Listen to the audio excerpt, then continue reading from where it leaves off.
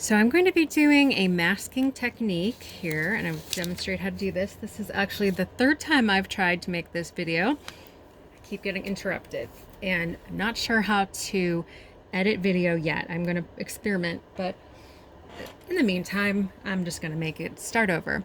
We're taking a circle that I cut out already, and we're going to use the Gnome for the Holiday stamp set.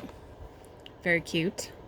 All right, so first I'm going to stamp with the items that I want to be in the foreground. That would be the things that are closer to me, and in this case it's going to be Mr. and Mrs. Gnome, or brother and sister Gnome, or I don't know who, these two gnomes, let's put it that way. Okay, so I'm going to stamp this little guy partially off the edge.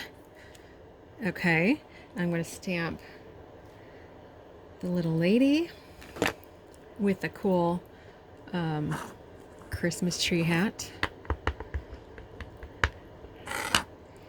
And she's going to go right here. This is a little tricky, the angle that I'm doing this at. Okay, so the things that are closer to me are not going to get blocked by anything. That makes sense, right? So I want to make sure that anything I put in the background, that these things in the front are not going to get covered up by whatever it is. And I couldn't have stamped those first and then stamped it because I can't remove ink. So this is the best way to do it. You stamp using the items, the stamps that you actually already used. Okay. And you stamp on a Post-it note. You want to definitely stamp on the sticky part of the Post-it note. All right, as far over as you can. Okay, and this doesn't have to look pretty. You just need to be able to see the lines and to cut it out. Now, I already cut one out, and I made a whole bunch, like I mentioned already. So these are looking a little extra love here.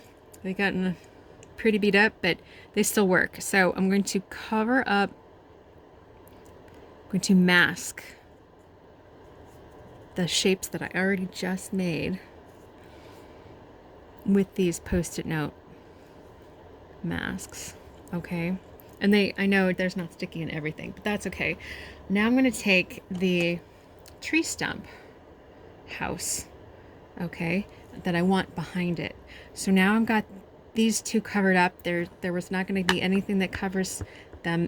All the lines that are going to show are going to get stamped on the paper between them, and it'll look like it's behind them.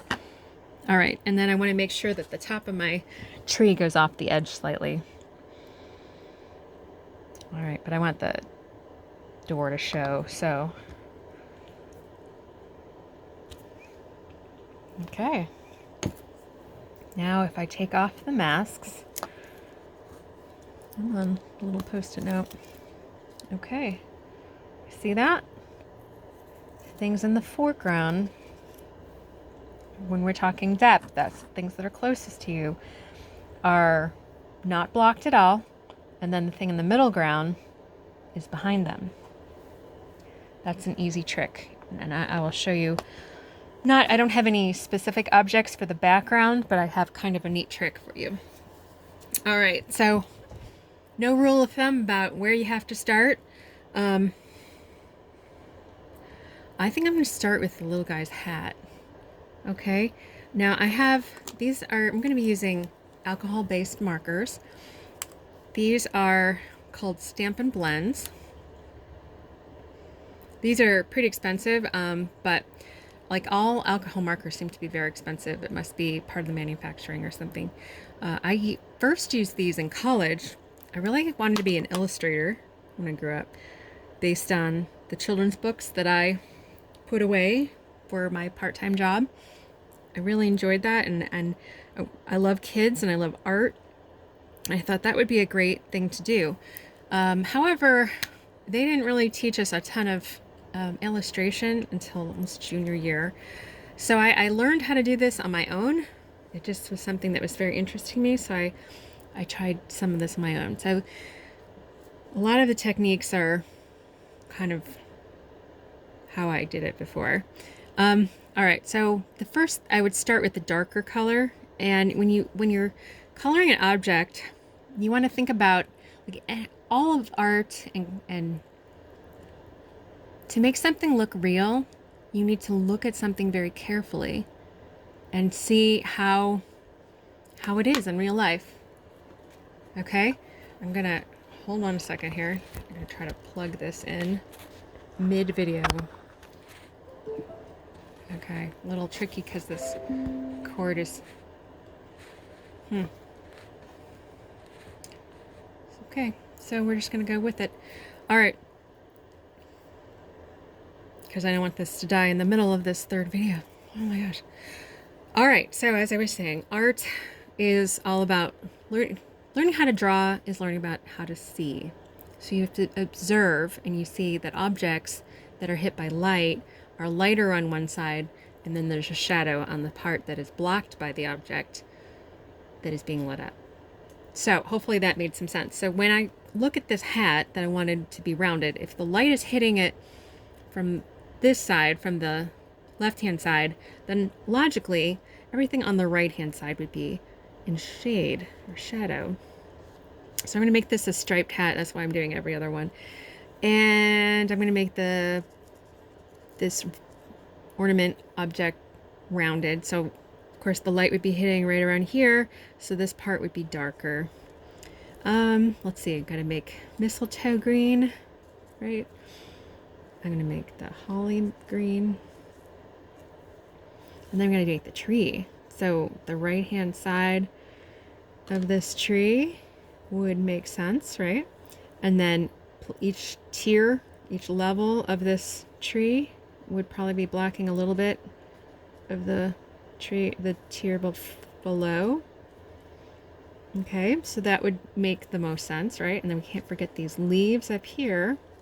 I'm going to do maybe half of the leaves, probably where the veins are too. Oh, let's do this little guy's socks. I'm going to do the yeah, like under the robe, the skirt thing, the heel, like the toe. All right, now I'm going to take, that's the darker shade. I'm going to take the lighter shade. I'm going to go over everything I just did. Okay, color the rest of that shape, and then where the two colors meet, if there is still a line there, and there probably will be, so see, you can see the darker shade and you see the lighter shade. I want to put a middle tone in there to kind of blend it so that it goes from dark to middle to light. Okay, sometimes you need another layer of ink. That's all it takes. Sometimes you gotta play with it a little bit. And alcohol ink dries very quickly. It evaporates quickly, so it kind of, you can get results pretty quickly. You see how it dries in front of your eyes practically. All right, and you know, if you don't want to fuss with it too much, come back to it. I like to color the whole shape and then come back and fill that in. All right, so far so good. I think it's maybe there. All right, let's do this little ornament. Remember, go over the color that you already did, and then find some kind of, try to blend it from in the middle. All right, let's do his socks. He must have very dirty socks, right? Walking around in the dirt. But then again, he's a gnome, right? All right, so I'm going to color this whole tree and find that middle, color all of that tier. So I'm doing shapes, one shape at a time. And the place where it's a little darker, somewhere in between, I put another layer. And I think that's really basic directions for it. It takes a little practice, so don't be discouraged if it's not coming to you instantly. I've been doing this quite a lot. As I told you, this is the third time I have restarted this video. and I actually demonstrated this whole project. Gosh, it's November, December, I think. Now it is March 2nd. Yeah. Okay, let's get this done. So yeah, anyway, I wanted to put this away, and it's just really cute, and I had an extra one. I thought, oh, I could use some more videos, and this is a topic I enjoy. All right, so I've got the green done. That is called Shaded Spruce, by the way, if anybody wanted to know. Now, I'm going to do an not typical, oops, I wanted to start with the dark, not typical Christmas color. We're going to use Rich Razzleberry. All right, make his hat same way as I did the green. This dark purple is a similar value.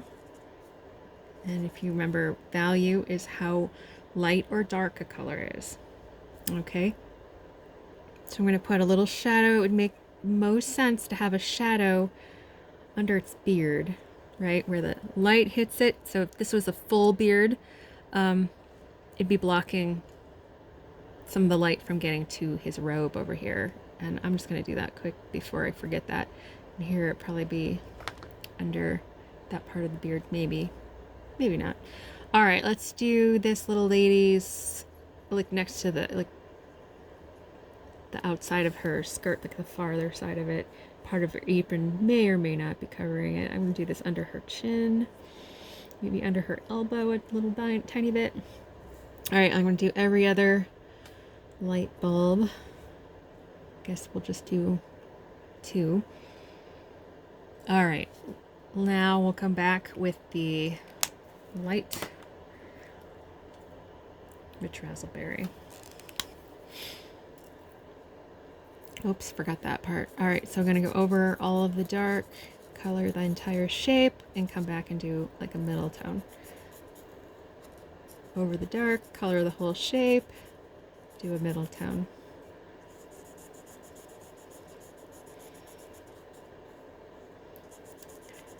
All right, middle tone. I even see I have to kind of go back and do another.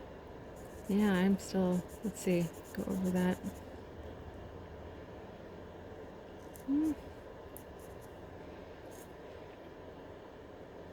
Well, if I play with that too much, I'm gonna come back.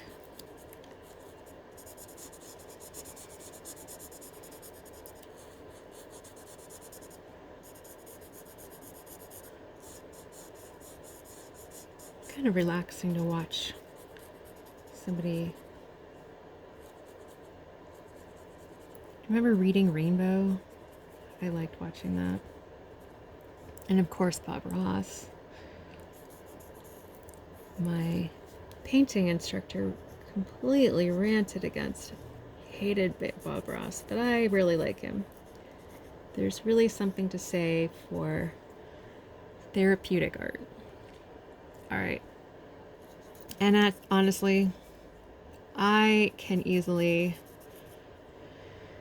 find peace when I really get into the zone, when I start coloring or painting or drawing or whatever, or creating cards.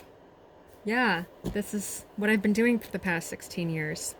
And I can create a little something beautiful in a short amount of time, and I love it.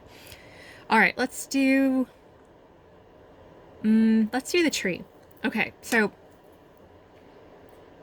now so far have used green with green and purple with purple, but there's no law saying you can't use brown with gray, or you might want to hesitate when you do yellow and purple because they're across the color wheel from each other.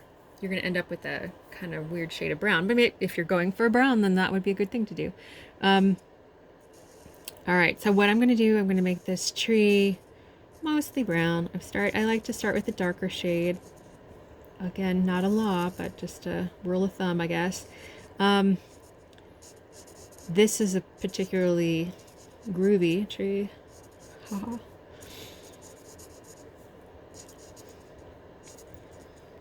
so punny I am. All right. Oh, I got another light bulb over there. Cool. Didn't even see that. Thought it was part of the tree. All right. Well, I'm going to get... This will be a lot of brown here because it's behind the gnome and... You know. So, all right. Under the leaves. All right. Let's go with the gray now. Now, I do have 2 shades of gray. These are, they came in a set. They are gray granite. So I'm going to take the dark one. And I'm going to go over the brown, just as I did like the dark green, the light green over the dark green. I'm sure some people are worried that they're going to ruin their markers by putting 2 colors over each other. And honestly, these are tough markers. Unless you're using like a super pale one with a really completely different color. And even then, like if you have some on the tip, you know, color on something, some kind of scrap or something, you can get the residue for the most part off, and you won't have an issue. But here I am. I'm using the darker warm gray. I really like this. When I used gray is really super helpful, and I really like the warm gray in particular. When I was doing this stuff in college, grays, I had a whole set of every value, like 10% gray and 50% gray, and I had them in cool gray and then warm gray, and I even had a French gray, which is kind of a beigey gray. All right, but I've actually seen plenty of trees in my walks in the woods that are similar to this, with the gray, the slight brownish hint of, you know, these neutrals. So, and I keep going over them. If you notice, I'm trying to kind of build up, just like I did over here.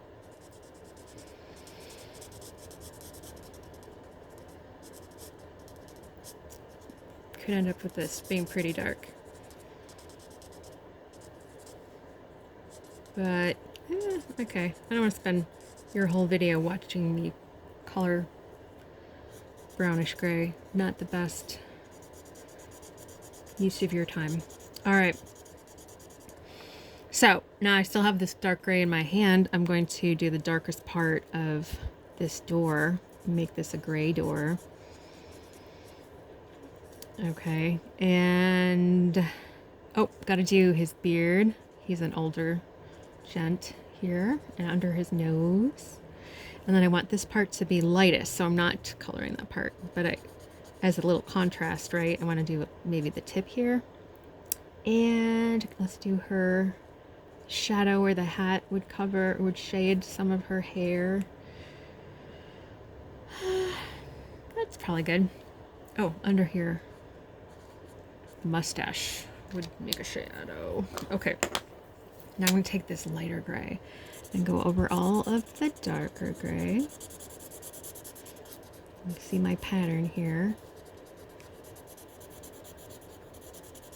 Now I'm going to go over the doorknob because I got another trick for you. I'm going to do over the light too, in the window. Let's do his mustache. Gosh, I almost colored his eye. That was close. You could even leave a little bit of it white if you wanted to, or I have something called a color lifter.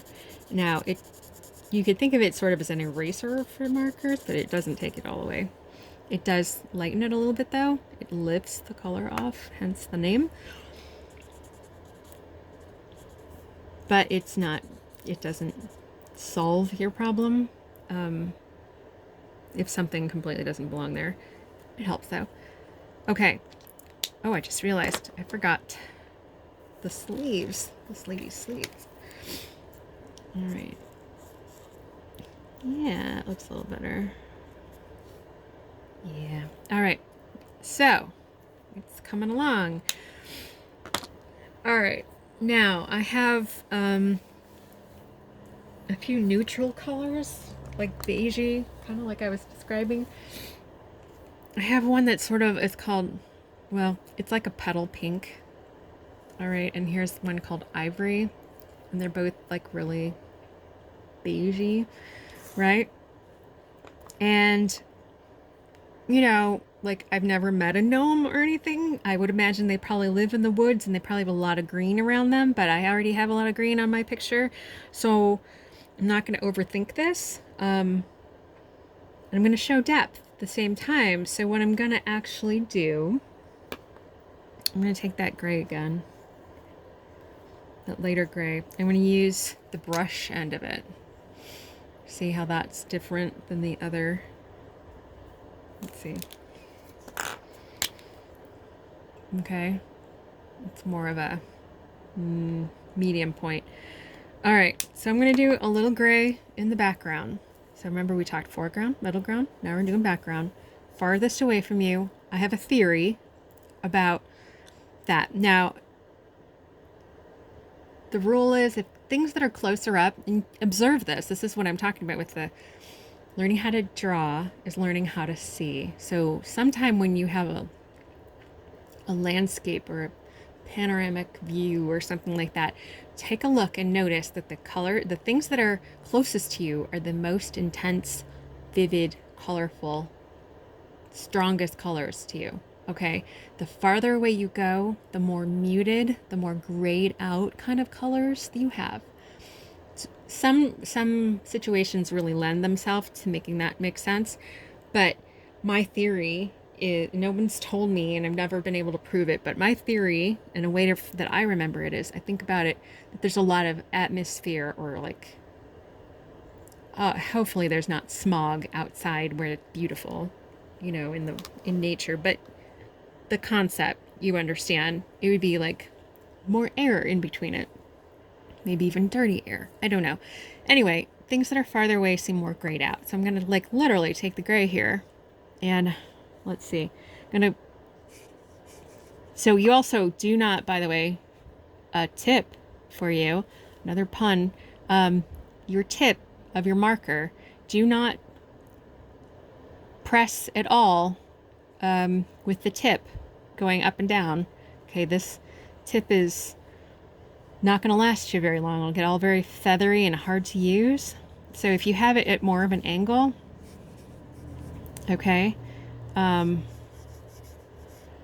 you are going to make your marker last longer. All right, so I'm going to go all the way down to this tree. Now, here's where it gets interesting. Like with the brown and the darker gray, I'm going to take the ivory and I'm going to go over part of what I already did the gray. So now I'm making like a third color, because now I've got gray here, got this gray ivory color mixture, and then I've got just ivory. Okay, I'm going to do all of the ground. I thought about doing their faces, you know, because it's a skin tone for many people. I'm just, you know, you can make your gnomes whatever you want, but I decided I'm going to have them have rosy complexions. So I'm going to use this ivory for the ground. If you had other shades, you know, do this. Okay, and I need to do that gray and ivory shade. So you see how that starts traveling backwards? I'm leaving the part white up there. I'm just gonna I have other parts that of my card that are going to kind of cover part of that up, so I'm not too worried about it. Like I said, I don't want to overthink it. Okay, now let's do this petal pink color for their face. And you could, like I said, you could use ivory for this. Okay, so that's one whole layer of this color, and I'm going to do a second one right where her cheeks would be, so she has some rosy cheeks. Okay, I'm going to do his nose. Maybe the outside, you know, darker right-hand side of the shape, because he's got a pretty big nose. He's surprisingly bigger than mine even. All right, so, okay, I think I got all their skin. You can't do cheeks on him. I'm going to do her cheeks again. She's just so cute. All right. Now, all right, I think I've used all, oh, yeah, I've used all my alcohol-based markers that I have. Like I said, I'm building up a collection, so I don't have every color yet. So I'm going to use some water-based markers. Now, oh, here, I should not paying attention to the video here. I have some water-based markers. Water-based markers, you can think of like Crayola markers. They can be washed off with water. All right, that's why they're called water-based. These other ones are alcohol-based. Water's not going to help these. So I'm going to use Real Red. And you know what? I'm going to use, well, this one has really fine points. I'm going to use the brush end of this. I'm going to color this ornament. And you know, if you've ever used Crayola markers, if you color a big area, and so I've actually purposely avoided big areas with these. I'm just doing some of these smaller areas. But if you remember doing bigger areas with your markers, you remember making streaks, and that's wherever one layer covered another layer just a little bit, so it made it stripy. So that I did use that concept on purpose to make something work, okay? But I don't necessarily want that everywhere. However, again, you can do that. You can put a second layer in those darker areas, and it doesn't blend as nicely as the alcohol-based ones do, but you can get the same concept.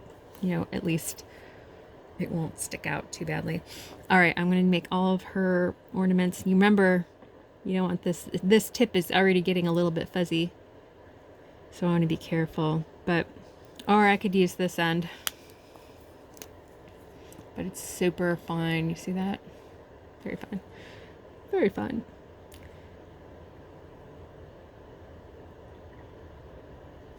All right, let's do this little bow. Oh yeah, I got this other light bulb I discovered. Okay, oh, little holly berries.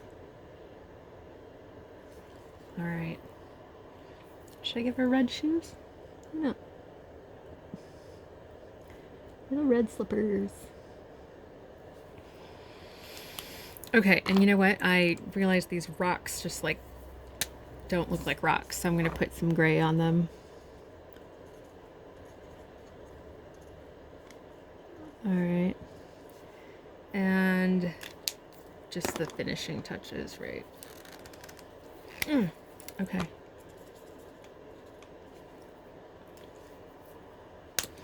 All right, last but not least, it doesn't look like the lights are on in this little house, so I'm going to take a yellow and I'm going to go over the alcohol-based marker with my watercolor-based marker.